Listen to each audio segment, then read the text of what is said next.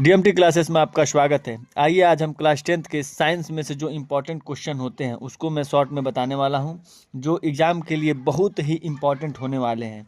ये देखिए, ये प्रश्न नंबर जो 17 है, ये आप देखेंगे कि बोर्ड में लगभग 11 में, 18 में, CBSE 2014 में, 2013 में, 2013, 14, 15, 17, यूपी 2019 और ये निश्चित है कि 2025 में भी ये निश्चित है कि आएगा ही आएगा। तो मैं आपको ये क्या करता हूँ कि इसको ये तो किताबी भाषा आपको समझाया गया है, तो मैं इसको कोशिश करूँगा कि आपको अपने लैंग्वेज में भी समझाने के लिए।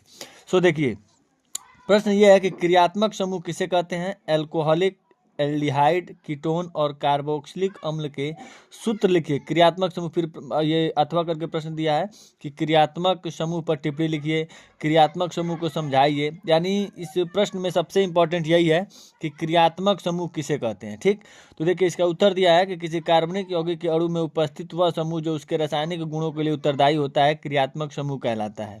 या आप अपने लैंग्वेज में ये कह सकते हैं कि हाइड्रोकार्बन की वह श्रृंखला जिसमें कार्बन समूह के अलावा अगर कोई अन्य सदस्य भी आकर जुड़ता है या अन्य यौगिक या अन्य पदार्थ आकर जुड़ता है उसे हम क्रियात्मक समूह कहते हैं, जिससे उनके नाम में परिवर्तन आ जाता है। ठीक, तो मैं अभी आपको एग्जाम्पल देकर भी समझाऊंगा।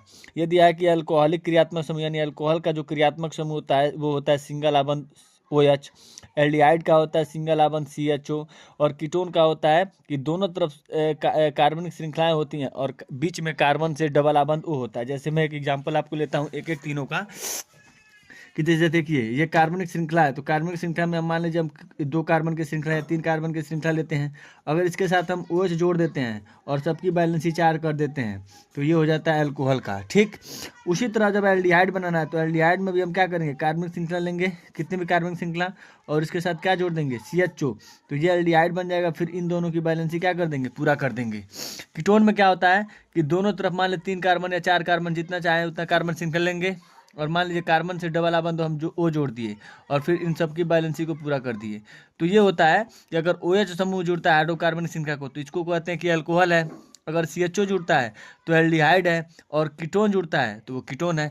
तो होता क्या है कि अगर ये कार्बन श्रृंखला सब में है, सब में कार्बन है, लेकिन इसमें OH जुड़ा है तो ये अल्कोहल बना देगा, इसमें CHO जुड़ा है तो एल्डिहाइड बना देगा, इसमें कार्बन से डबल आबंध O जुड़ा है और दोनों तरफ श्रृंखलाएं हैं तो कीटोन बना देगा। तो ऐसे ही यानी कि इसका डिफिनेशन ये हो जाएगा कि हाइड्रोकार्बन की वह श्रृंखला या वह यौगिक, हाइड्रोकार्बन की वह श्रृंखला जिसमें अनुलग्न जो भी आगे जुड़ता है, अगर OH जुड़ेगा तो इसका रासायनिक गुण या रासायनिक नाम अलग हो जाएगा, एल्डिहाइड जुड़ेगा तो एल्डिहाइड बन जाएगा, कीटोन जुड़ेगा तो उसका नाम कीटोन हो जाएगा।